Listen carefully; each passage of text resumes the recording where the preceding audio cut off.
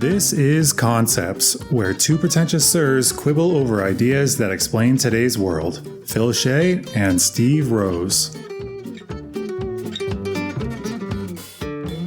My name is Phil Shea. I am writing for makeaskillcheck.com, and you can find more writing by me at hittingeject.com. Steve? My name is Steve Rose, and you can find more about me at steverosephd.com, where I write about mental health and addiction. All right, so welcome back. Welcome to the Concepts Podcast. Today, Steve is giving us a special treat. A special treat. We are learning about one of his favorite theories that he thinks encompasses everything and everyone. Everything. At all times. Self-determination theory. Exactly. Self-determination theory or... Self-determination theory. There it is. Self-determination theory or... SDT. SDT for short. I love it. Which you like to send to me, and I always misread as STD. Like, hey, we're talking about STD today. No. Okay. Back on to self-determination theory. Tell me, what is it exactly, Steve? I guess the name of it doesn't really say what it is. It sounds like it's like about independence and freedom, but that's really only one part of the theory. So this is a theory that really explains motivation, particularly intrinsic motivation. So the type of motivation that people have to do something that really comes from within. They're not just motivated by money or coercion or punishment. It's something that comes from a deeper place of passion or really wanting to do something. And self-determination theory is really a great attempt to describe the ingredients involved in this type of motivation. And there's 3 ingredients, so it makes it easy to remember. And this is why I like it, because not only is it a great theory, research sense, but it's also quite practical clinically. And you can kind of remember it and kind of know where you are in a conversation and kind of incorporate elements of the theory. So I think I've found it useful. Maybe our listeners might find it useful as well in considering these 3 areas in their own lives or in their conversations with others with whom they are helping, who, if you're trying to help someone who's lacking motivation, these ingredients can really help facilitate that. Let me take a stab. Is it just tell them that they'll get there, that you respect them for doing it, that it's not that big of a deal, and that they can definitely achieve it? That's all you need to do, right?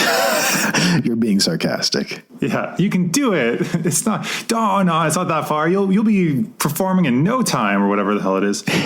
So where did you want to begin with this? Well, I wanted to kind of leave a little bit of a cliffhanger, but I think maybe we can start by getting into some of these 3 ingredients and what they are. And then maybe after that, we define them. Maybe we can get into some practical approaches to working with them. And so the first ingredient would be autonomy. This is a fancy word for self-determining your actions, freedom. Oh, God, really? Autonomy. You can choose your own actions and choose your own course in life. You have control over your life and self.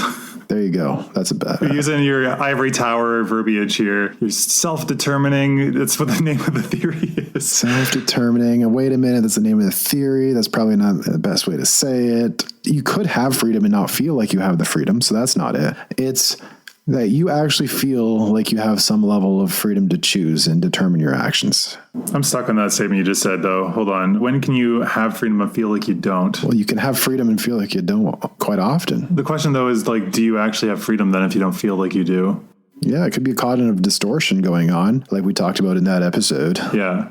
Episode a few ago? Yeah, where you are doing something like maybe externalizing, catastrophizing, black and white thinking, it's all or nothing. Yeah. So you could be engaging in a cognitive distortion, which makes you feel like you have no choice. And a lot of people start conversations in counseling, particularly in a crisis setting, with that mentality and working with them to not tell them, yes, you do, but you'll see as we talk about how to help people, it's opening up the cracks of getting them to recognize those small elements where they do have control and then focusing on those small things. And so that's kind of the first ingredient is autonomy. It's a fancy word, but we really just need to feel like we have some control over our actions. We've talked about this in the past of when someone forces you to do something or tells you have to do it, or like tries to get you to practice the piano and you don't want to practice the piano. Which I've talked about before. Yeah. It takes away your sense of control over the situation and makes you hate the thing. What's your experience there? Yeah. I mean, as somebody who's in the gig economy and freelance a lot of the time, I should sit down and do work and write. And I have a lot of my own projects that I want to work on. I have a lot of story ideas that I could work on that I think are really good, but I don't want to sell them for like pennies. And I'd like to kind of make a compilation. But instead of sitting down and working on any of those things at any given point, I feel like I need to sit down and do something for pay. So I feel like I have to survive, to write these other stories forced by this certain framework of stuff that it's okay. It's got a lot of flexibility, but it won't be mine. And there's a lot of constraints, and I have to make sure it's like of a certain quality or else blah, blah, blah. I was reviewing Daniel Pink's book Drive, and he was talking about how if it's a creative endeavor, the more you pay and the more like pressure there is on it, the less good the performance and like the less motivation there is there. And I definitely relate with that a lot, because if I sit down and do any work, I feel I should be doing it for pay, basically, so I can make ends meet. But then that makes me really hesitant to sit down to do any work at all, because I know if I sit down, I have to do something I don't particularly want to do. Yeah, exactly. And people can relate to that in jobs where they just feel so constrained, where they don't have the freedom to do things the way they want. They feel like they're just getting micromanaged. Have you ever been micromanaged? I'm sure there's been several jobs, but it's actually not as common. It depends. Generally, not too badly, honestly.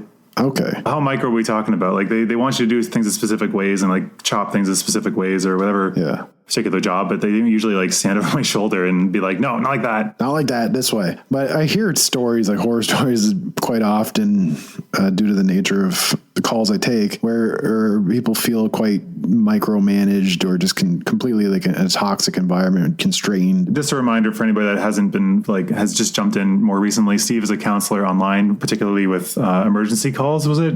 Yeah. So I do more immediate to single session, like crisis and immediate support, but I also do longer term counseling and private practice with addiction counseling. So they're very different areas, and more crisis oriented ones come with kind of an escalated level of risk and all of the rest of it. So, all right. So we were talking briefly about micromanaging for some reason. We're still on autonomy, I presume. Well, it takes away your autonomy when you feel like somebody's controlling you and you don't have as much motivation to do the job because you don't have that freedom. That's the importance of autonomy in motivation. What's the second ingredient? Kind of go through the list here. The second one is competence or mastery, I guess you can say. Yeah, Daniel Pink's model. Getting slightly better at something and small wins over time, where you feel like you are progressing, where you are gaining skill level in something.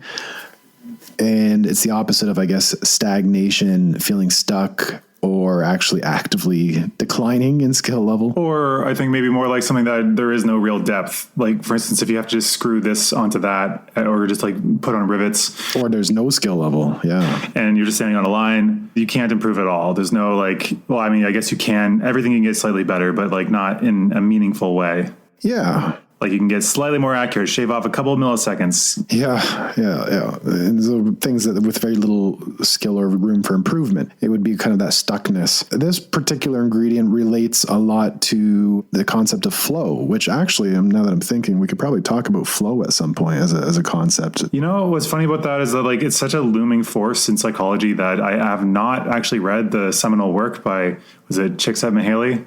Csikszentmihalyi. Yeah, sorry. His name's repeating somewhat, and it's not too familiar, but I've heard it a bunch of times. Yeah. And everyone references it, and everyone talks about the ingredients, but I should probably read the actual direct one. So yeah, we can talk about it later. I mean, I was thinking the exact same thing. I almost didn't even want to mention it. I mean, I was like, the concept of flow is almost like the concept of self-care. It's like everyone's talking about it these days, you know, which it's good and great. I agree with all of it, but it's just, you hear it on the radio, you hear it on like podcasts, you hear it everywhere. And it's always, I guess, it's not, usually that's to the end of being like, this is good and worthwhile because it makes you more productive and also can be enjoyable. But like, it's usually the bottom line is always like production. Like it's the number one most important thing. You'll kind of enjoy more, but you'll get more done. That's the real thing there. That's the real prize. Yeah, you'll get more. Yeah, so it has this internalized capitalism feel to it. And I'm talking about it in a way that it's like, oh, flow is everywhere. Everyone's talking about it. And I'm like, well, what if you don't listen to CBC radio or NPR, I guess? I mean, so we can't assume that everyone's like us I mean, if you're listening to this podcast, you probably have some sort of seeking out of knowledge, of course, because like it's what we do all the time. But if you just listen to like the radio and music and comedy podcasts, you might not know about it. You're like, I listen to country music.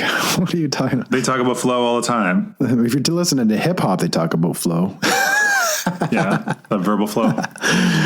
Yeah, so. Which, just to point out, Steve is actually big into hip-hop and I am not. So yes. In his gangster rap, he used to like to bring that up occasionally in his master's classes, being like, I listen to gangster rap, and I used to mock you and say you brought it up just for shock value, to like, you'd say that and then look around to try to get attention.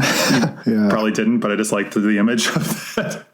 Prefixing the sentence with, as I was listening to gangster rap today on my drive, I noticed the internalized capitalism of the hip hop culture in seeking monetary capital. Yeah, that is probably fairly prevalent there, especially in breakout rappers. A lot of time to talk about how they've made it and how they're rich now. Yeah, kind of like 50 Cent. I think like he kind of lost it a bit after he made it because he didn't make the transition well enough to topics other than just how he was going to make it or how he made it. At least I got my money.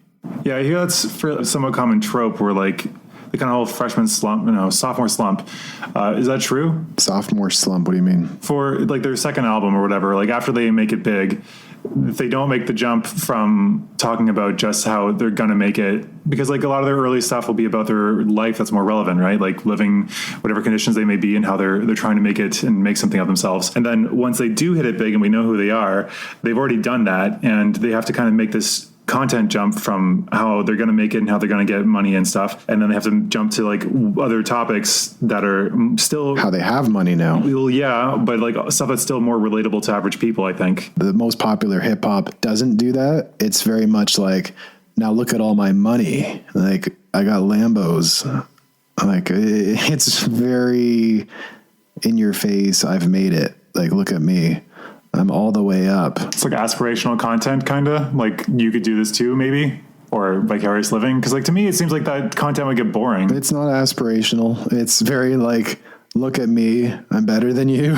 I'm thinking from the audience's perspective, like why they find it particularly appealing. Because like I don't really get it myself. Oh, because it makes you feel like you have it too when you listen to it. Because you're like, I'm balling, and it almost like tricks you into feeling like you have a bunch of money. I don't know. It's weird. Okay, so yeah, like aspirational slash vicarious living through that. Vicarious is, and the reason why I'm kind of letting this go deeper is because it relates to that need for competence, advancement.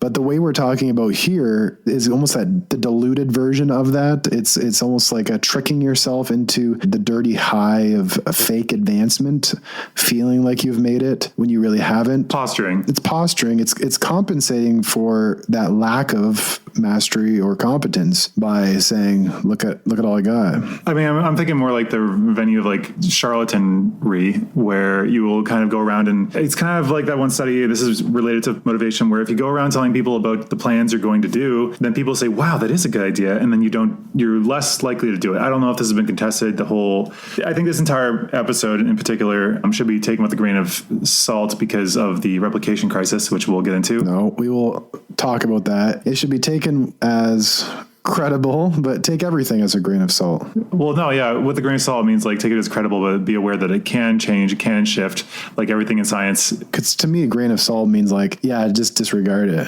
Then you'd probably be like a bucket full of salt. Yeah. It's just like a little bit, like be cautious that this is how it seems to be currently, but like these things can shift. So the one I'm talking about is, like I said, if you go around telling people your plans, then you're less likely to pursue them because you're already getting, I guess, a hit of sort of mastery, if we're talking about mastery as like the accolades that come from it, because it's not quite the same, because this is more like esteem and it's not real mastery. It's a compensation for the lack of mastery that's not actually real mastery. It's very compelling to people, and I'm obviously not immune to that, but I think, do you think because with mastery and all this stuff, you get the reputation with that, or do you think the social side is, I guess that is the last component, isn't it?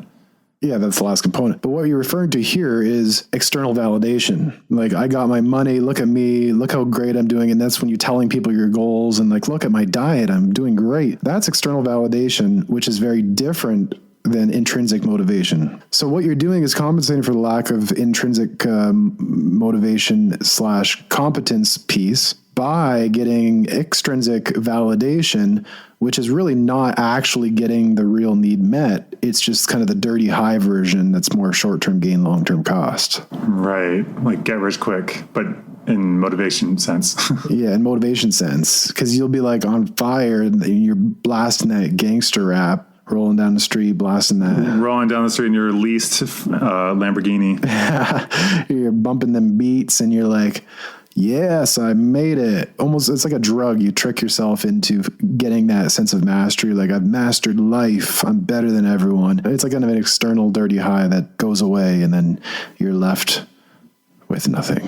With nothing at all. Nothing at all. You're getting a social cue that makes you think that you're better, I guess. Like, I was one comedian, I can't remember her name. She was only like 23, 24, but she was saying how she got engaged and it didn't work out. But when she got the ring, she suddenly was like, level up. I'm better than everybody. Look at me. I've done it. I've done the thing that everyone tells me I must do to be of value. And, oh man, those people haven't done it. Look at them. And so she immediately kind of bought into it. And I kind of felt like a tinge of that. I think I might have mentioned this before, but like when I got the fully vaccinated, I was like, I'm invincible.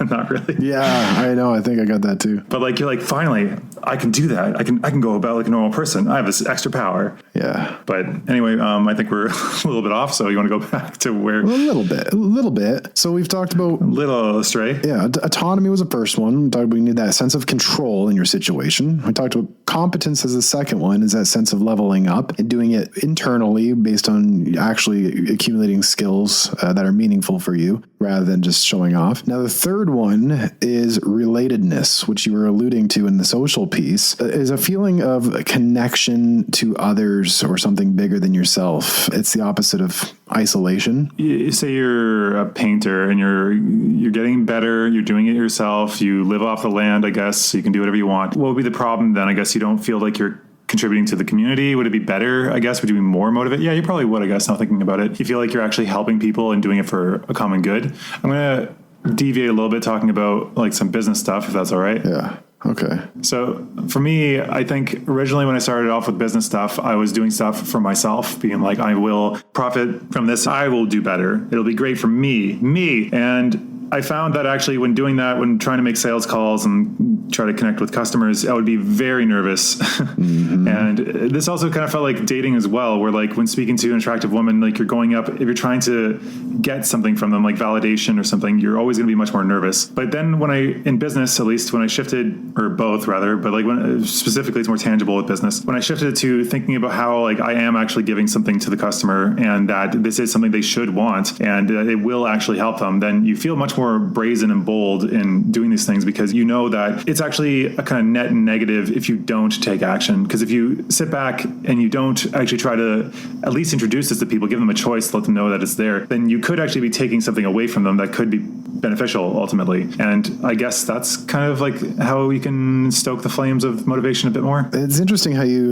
because usually we think of relatedness, it's like meet new people and like have deep conversations. What you talked about was something a step deeper than that. It's how are you relating to these people in the first place? Is it from the frame of value adding or is it from the frame of value taking? And that in itself is very fundamental because if you're in a perspective of value taking, you could meet all the new people in the world. You're going out approaching people and networking and even go to networking events for business purposes. And you're doing the thing that you think you need to do to connect and get a sense of relatedness. But if you're doing it as a way to take, you're going to be super nervous. You're going to put people off and you're going to get the exact opposite of what you're actually looking for. Yes. Yeah. And I think you'll be much more discouraged because of that feedback because people will constantly like, ugh, get away from me. Yeah. Yeah. And it reinforces the problem. Yeah. I think we've talked a little bit about this before with like the go-getter versus the go-giver, which is a book that we both like a lot. Oh, love the go-giver. Yeah. The go-getter is somebody that goes and is trying to get,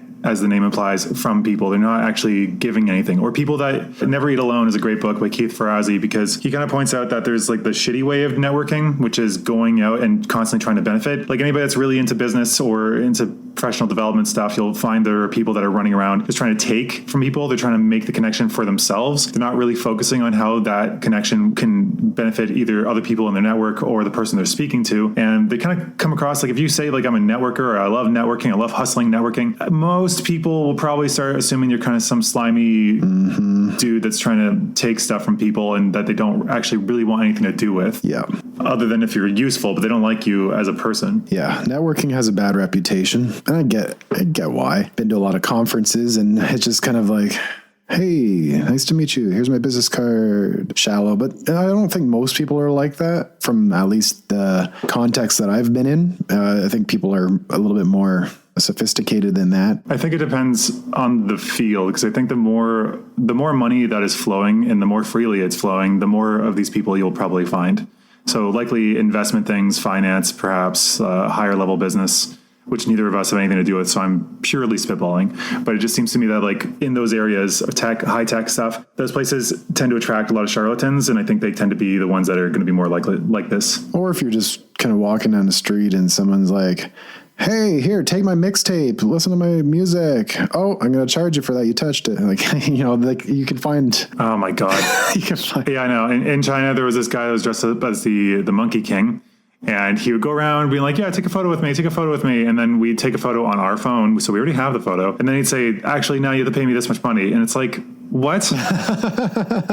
We never agreed to this. There's no terms here. Like, what do you think? What? And so I, like, my friends, because they were all foreigners in China, felt guilty and decided to just give him some money. But like, I was just kind of annoyed and walked off. I didn't take a photo, but I would have not paid him either way. Cause like, that's just underhanded, right? Yeah, exactly. So there's all types of people in every type of area. And what a safe statement. Let's play it safe with this one. Yeah. There are good and bad people all over. Yeah, there are good people in the world and bad ones too. But even the bad ones are good people doing bad things. Oh my God, let's move off of this. So the last one was relatedness. We talked about how we need that, but not just relating in terms of just connecting, but having a fundamental frame of value offering that connects you to something bigger than yourself, whether it be other people or a cause, could be another version of that too. So you said mine was a little bit deeper. What is the theory's stance? Like, how does it actually typically present this piece of it? I don't know if there's any typical way. But I mean, like, it must say, like, is it talking about like how you can meet people, how you can just connect with people, how you can help people? Which is it, like any particular one, or is it all of the above? It's no particular, all of the above. It's just feeling a general sense of connection to others. Okay. I was going to ask you about Daniel Pink's theory, because he's got the same first two. His third one changes. His third one is about purpose. So like, how do you feel that connection and purpose can, do you think they're able to be squared away together, or do you think they can, they're independent pieces? I haven't thought of this, but as you're saying it, I already can see the connection between those two concepts, because you can feel connected to other people, which gives you relatedness, but you can feel connected to a larger cause beyond yourself, which gives you purpose. So connection to something could be people or purpose. I think I would prefer purpose, because I think a lot of the time purpose does become, things do become more purposeful when we're dealing with people and when we're helping people, but that doesn't necessarily have to be your main driving force. No. But I think a lot of people it is. Yeah. Like, I guess if you go like extreme scientists, just pure understanding, that purpose can get them out of bed. And I guess he classifies it, or Elizabeth Moss Cantor of Harvard, she wrote that for her, purpose was, quote, people can be inspired to meet stretch goals and tackle impossible challenges if they care about the outcome, end quote.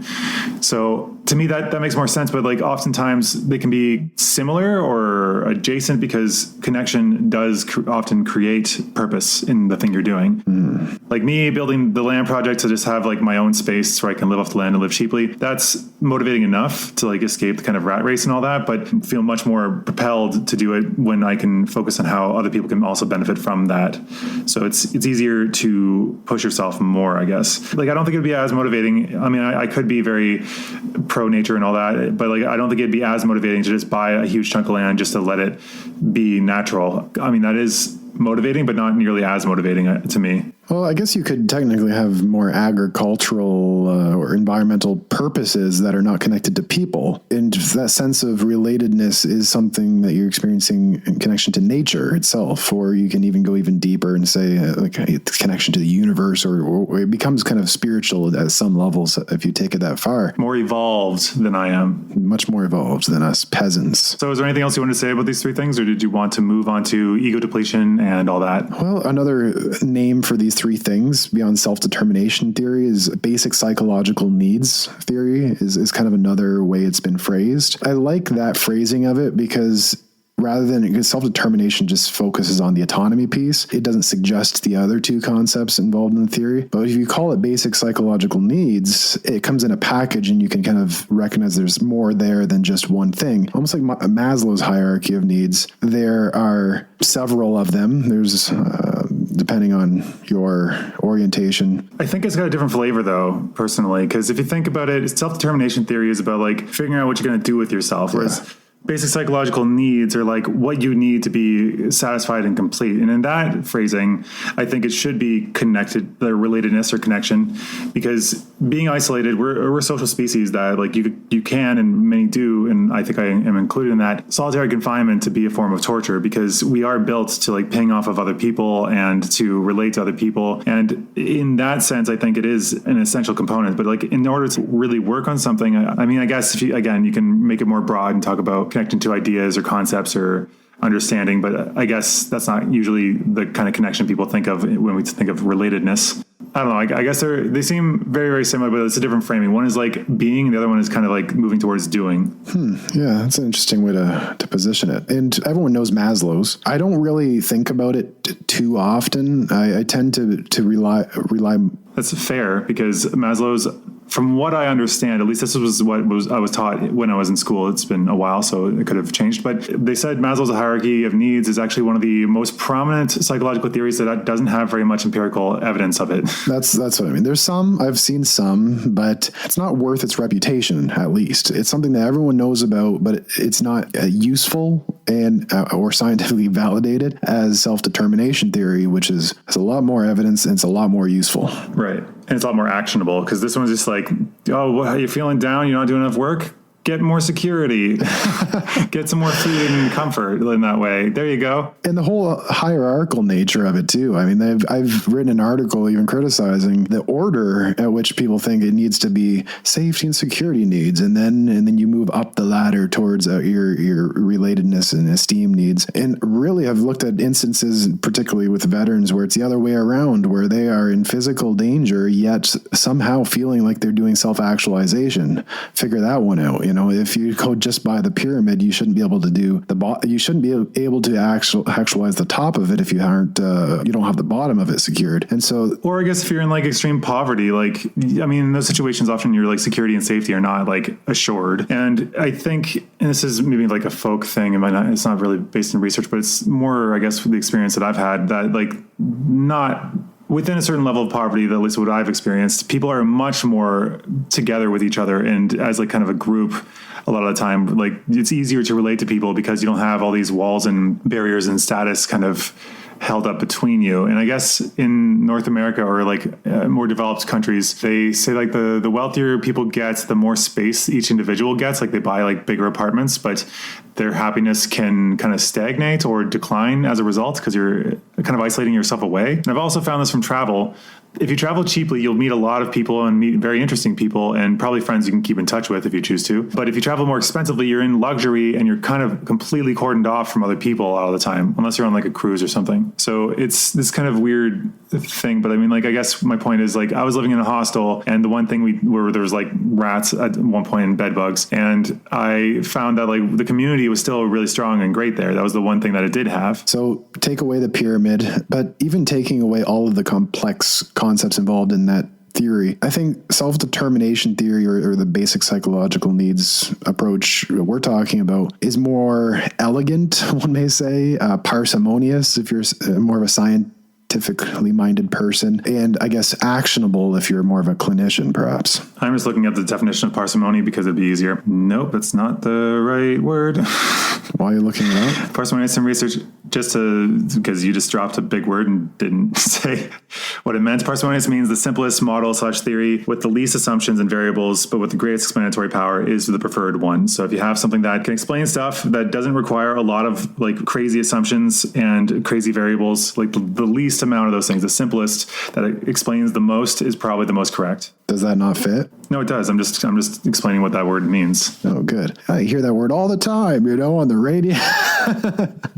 I don't know about that one. That's one I hear sometimes in like the more scientific books I read, but like I don't hear it super commonly, and definitely not on podcasts. I don't think I've ever heard it in a podcast. Well, thank you for checking that at the door. And yeah, I'm trying to be more approachable to random people who just can jump in, because we have spoken about it in a previous episode, but I don't remember which one. Okay, so we've talked about what I guess self-determination theory is and the basic psychological needs kind of model of it. Daniel Pink, his book Drive. What else do we want to talk about? Ego depletion, I guess, was the former theory. I think it was very popularized by a book by Roy Baumeister, which is called Willpower. And we mentioned the replication crisis. Do you want to mention what that is? Why would we even get into that if people don't know why we're talking about ego depletion in the first place? Maybe I'll lead into that. I'm just heading it off because in psych, generally, I've learned that if you say something is true and then you negate it, the negation, the saying that's not true, that can be misremembered. That will be forgotten. If people are more likely to remember things to be true. So I'm trying to head this off by saying what we're about to say is it was the former theory, the most prominent theory. And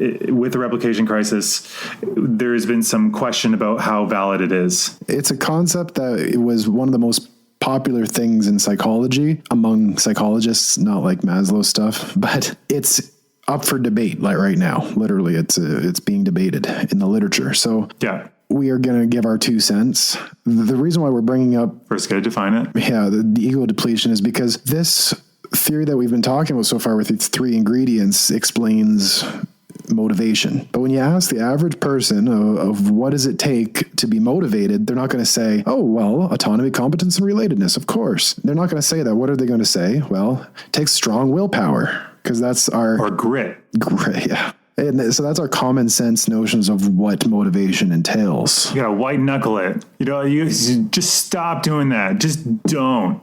Don't do it. Just don't. Just don't. Yeah, that's all it takes. Just to decide to don't. Just decide to don't.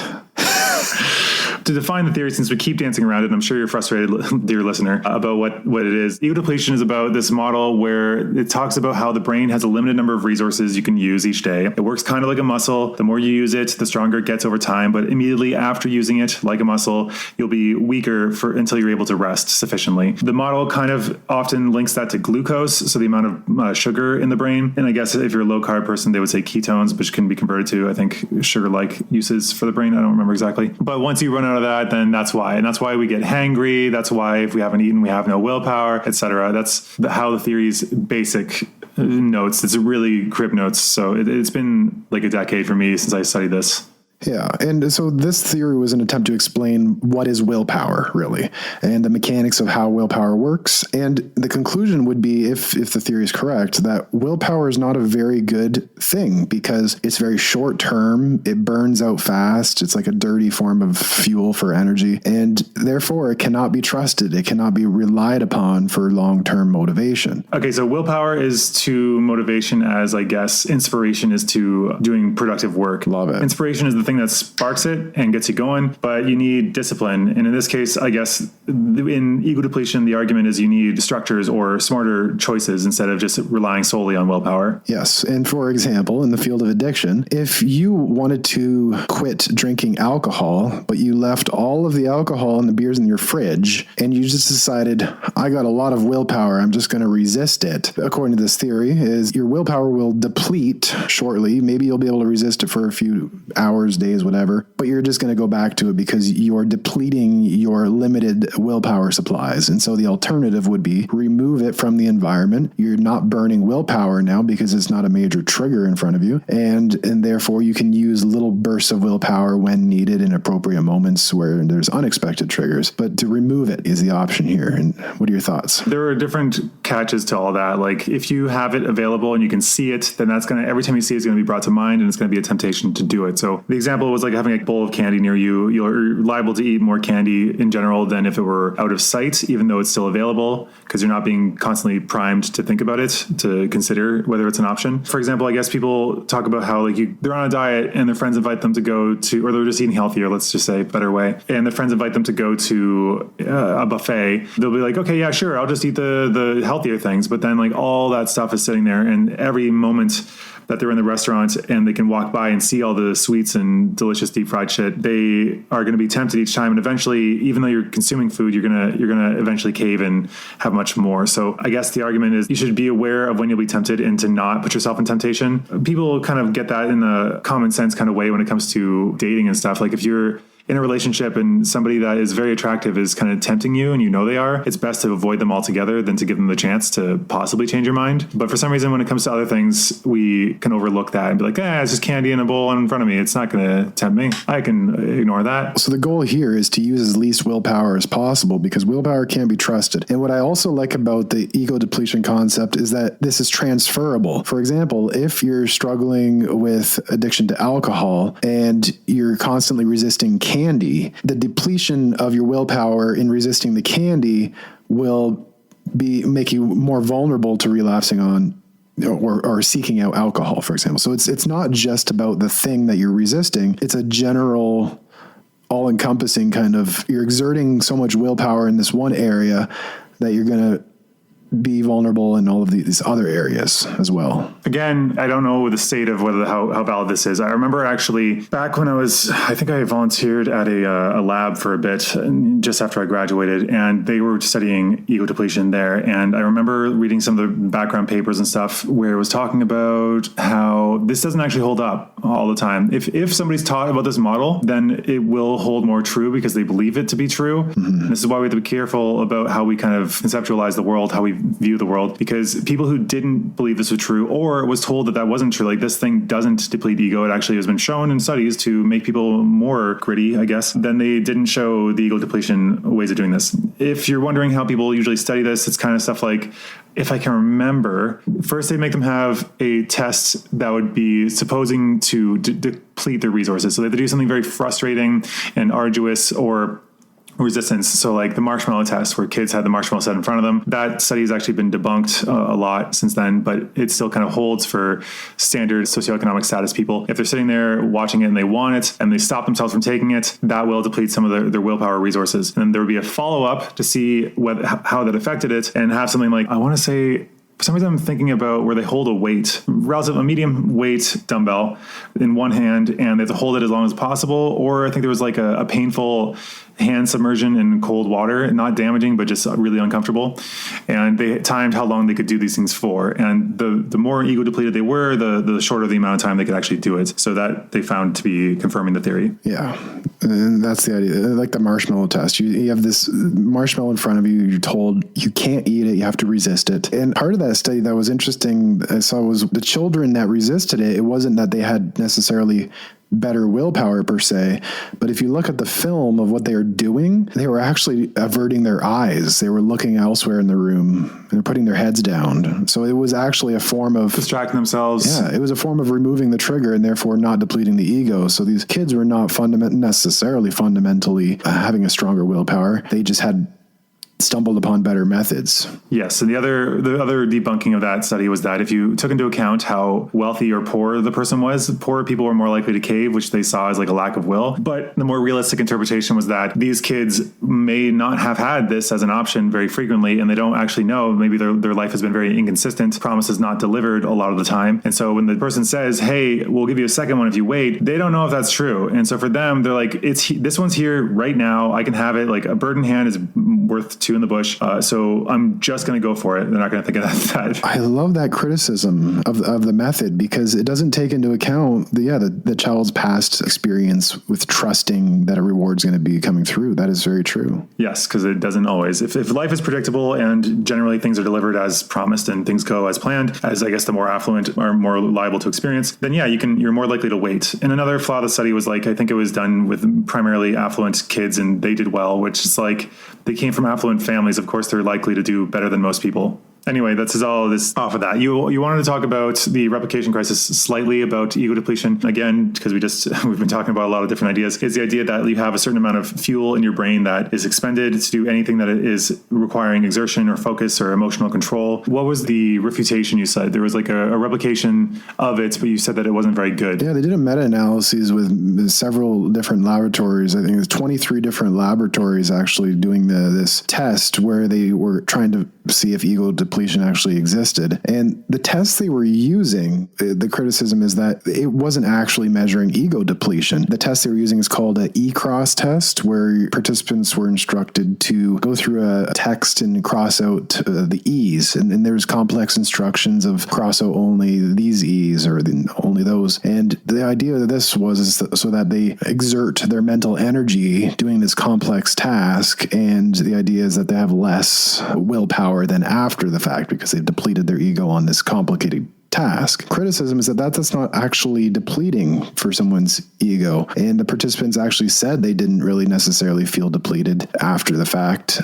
Some did, who found it extremely exerting. To me, it looks highly cognitive in the sense that you're doing a very rational task where you're like looking at an E, okay, doing some kind of rule-based computation and then going forward, whatever, which is very different than resisting the alcohol in the fridge. There's an emotional component to the ego depletion that we're talking about, and particularly addiction, that really is not measured in the study when you're using an E-crossing test. Okay, so this is an example of how scientific arguments can happen, because to me, this does seem, at least, you have to make it long enough or something like an unsolvable puzzle. These things have been used because it doesn't really matter the cause or the cost, the thing that's incurring the cost to willpower. It doesn't have to be emotional. As you said, it does cross over. So like if you say you went to work out really hard in the gym, that's physical. That's not cognitive or emotional at all, other than the fact that you have to put up with the pain and all that and endurance. But that still has a similar effect. It's what this is intending to go through is that it takes focus and energy to continue focusing on something that's incredibly boring and arduous. So like, while it sounds really easy to cross all the E's, I think they had very specific requirements. You had to be like, wait, does this count or does that count? Yeah, the more complex rules version, yeah. Yeah, you're going through like really painstaking, annoying things that is not enjoyable, it's not rewarding, and you're kind of like, why am I even doing this? So that is where we'd have to have another study which looked at a different test and said, like, see, it doesn't hold up in these conditions. Yeah. I guess if the participants themselves are saying that they don't feel spent, then it's probably not a great manipulation. Yeah, I think that there's a part in the study that says that, however, for those who considered it as depleting, higher rates of effort required, there was an ego depletion effect. So most people didn't find it depleting, but for those who did find it depleting, there was ego depletion. And so the test itself is not really, I guess, valid. No, I think it is still valid because like there are certain things that most people will find tiring, but like if we say give like calculus problems to the average person, that'll be very difficult. They might not even be able to do it. But if we give calculus problems to a mathematician, they might just find it like either like not depleting at all because it's going to be either very easy or maybe engaging even. So it could be energizing. And that's kind of the flaw in the theory is that it's very subjective. We can't know for certain. And it's not, maybe a flaw is a bit strong of a word, but it's just, we can't know what it's going to be for each person. Some people are going to react positively, some will react neutrally, and some will get tired from things. Okay. I think we've come to our agreement here. So I like the concept as a general guiding way to look at willpower. I like that. It's practical, but not taking its specific conceptualization, I guess, in the original Baumeister form, as truth and universal. So I guess clinically, if you're looking at the concept of ego depletion, you're not going to come as a scientist in interaction with someone and be like, oh, check this box, check that box. You're going to look at what is actually depleting for this person in front of me right now. I think, okay, well, let's not, I just scoffed a little bit, maybe laughed. I laughed a little bit because you're like, as a clinician, most of the people listening to this are not going to be clinicians. So let's make it more usable, I think, for average Joes and Josephines. So how do you actually motivate someone? Well, it's not reinforcing willpower by saying, just do it. Use more willpower. Try harder. Just try harder. Like that's an attempt to reinforce willpower, right? People try to cheerlead you and all that. So how do you actually motivate someone? Let's get more practical here. And well, let's shift back in. Well, motivate someone or motivate yourself? Motivate someone or yourself. It could be both. Shifting back over, self-determination theory. So looking at how do you pump up these three ingredients that we talked about before. So the first one being someone's level of control. If it's you're looking at, okay, what small things do I have control over in this situation that I can actually start doing? There's a lot that you don't have control over. That's right. But look at what is a very small thing that you can actually do. If you're talking to someone else, you're relating to them in a way that facilitates their control, meaning you're not telling them what to do. You're drawing them into a collaborative conversation about the change, asking them open-ended questions about what options they've tried before, and you're keeping them in control of the process. So if it's yourself, you're looking at things that you can do, small things. If it's someone else, you can ask that same question, but doing it in a collaborative spirit where you're keeping them in control of the situation, not feeling like they're being coerced or told what to do or anything like that. Yeah, as a layperson, my attempts to apply this, I think the mistake primarily that I've done in the past is that I already had a pre-decided conclusion of what they should do, and I'm trying to guide them towards that. And so I think, yeah, the emphasis is definitely on the collaboration. You go in and say, like, you can't tell somebody what to do, but you can say, like, can we talk about this issue that you're having that maybe it's affecting you, maybe it's not, maybe you see that it's affecting them a lot. You say, I see that this is going on. Can we discuss this? Again, ask for permission, because if you just go, hey, we're talking about this, then chances are they're going to be completely closed off and they don't want it. Like, I feel like that when somebody takes away autonomy. There you go. And then you can say, like, this is the issue. What sort of things can be done about it? What have you considered? And maybe I'm getting a little bit lost. Correct me if I'm overstepping in the wrong direction. I don't know. How would you bring in relatedness to this conversation? Because you would get them to go there. And I mean, I've heard that acting like a coach can actually be backfiring in some ways because they will avoid you. Well, you would act not as a coach or something, but as a collaborator, and you have to really make sure they want the help actually. And so that you're not trying to like, hey buddy, let's talk. You want to talk? And then you're doing it more of like I'm here. We're going to talk now. Yeah. Yeah, it's more like they're coming to you or they're asking you, or if you have a piece of advice you want to give, here's a quick little formula. Ask for permission, share the advice, ask their thoughts about the advice. So it's kind of like a sandwich. It's you ask for permission before giving it. You say what it is, and then you say, what are your thoughts about that? What do you think? Sound reasonable? Sound bad? Sound terrible? Like, whatever. I mean, I guess the example I've done something similar to that was I do it even more like third person. Like, it's not coming from me.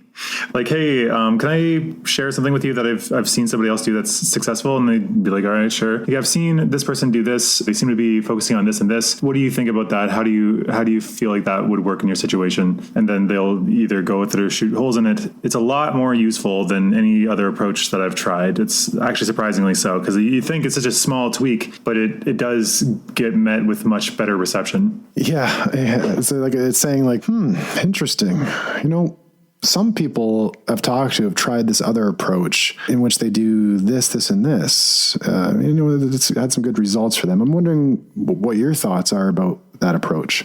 Yeah, and there's actually a video I'll link in the show notes. Oh yeah, and I wanted to curb that in case I don't include it at the beginning. The show notes are not super comprehensive. I'm going to reference a bunch of these things, but like honestly, these are really obscure papers. I don't remember who made them, and that was kind of a stumbling block for the podcast originally starting. It was like I wouldn't have done it if I knew that I had to get all the research, because it's a lot of extra time and effort in there. But I will include a video that was kind of a role play that you showed me of motivational interviewing. That's actually the more applied version of this, if I am interpreting that correctly.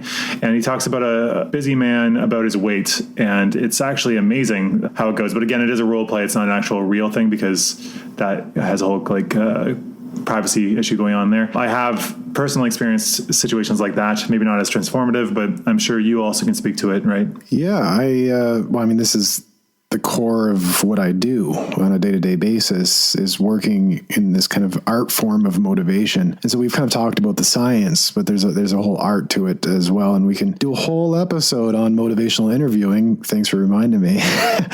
Whoa. Yeah. Teeing that up.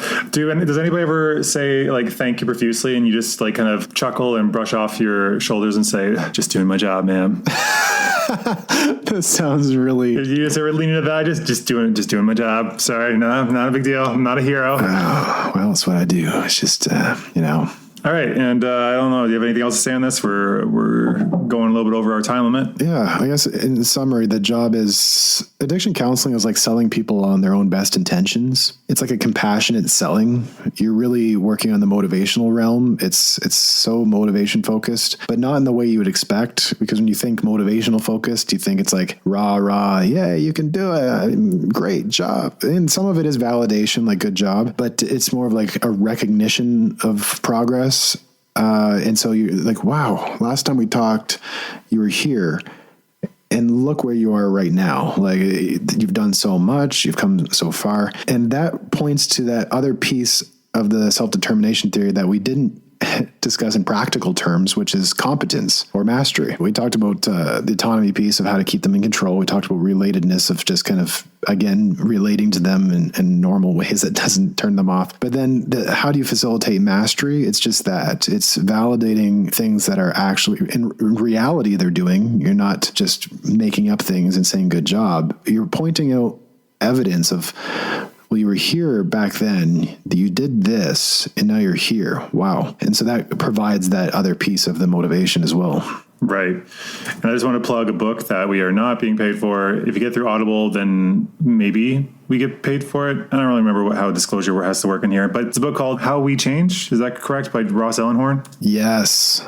Love it. Yeah, that book is amazing on this topic. If you're interested in motivation, this is a great one. We actually are going to eventually try to get Dr. Ellenhorn, I should say, on the podcast. Hopefully we can arrange that at some point. But for now, his book will have to do, because it's actually one of the best I've read in a long time. Yeah, I was obsessed with it right from the first chapter, and I sent it to you, and you're like skeptical, but then, yeah, and then I finished it before you. Yeah, and then we both reached out to him after, and we've been talking to him like fanboys or whatever. It's weird being able to reach out to an author of a great book and have them actually engage. And I spoke to him on the phone. So yeah, nuts. Anyway, thanks for tuning in. We gotta cut this off. So Steve, you want to say goodbye? Say goodbye to your fans? Yeah. So if you want to learn more about how to motivate someone or how to motivate yourself, I've written a comprehensive study or summary, I guess I should say, of both of those things in 2 separate articles. And so in the show notes, we can link both those articles if you're looking to really have that template in front of you in a non-audio format that you could kind of refer and reference. And so I talk about all of that stuff in there. There we go. Yeah, we'll link it. All right. Thanks for tuning in, and we hope to see you next time. Take care. All right, so this is one of the first times we've done this. It's just me by myself, no Steve to weigh me down. And I just wanted to say thank you for tuning in. We appreciate everyone that's been listening, and wanted to say that we are still quite a small podcast. If you know of any podcasts that you think are interesting or that would be willing to collaborate with us, or if you know anybody that would actually like our podcast, you can suggest them. For the first group, I should have closed that off. If you know of any podcasts that would be good to work with us or would be interesting for us to have on, please let me know, and I can try to reach out to them so we can start getting some guests on here. And yeah, as always, thanks for tuning in.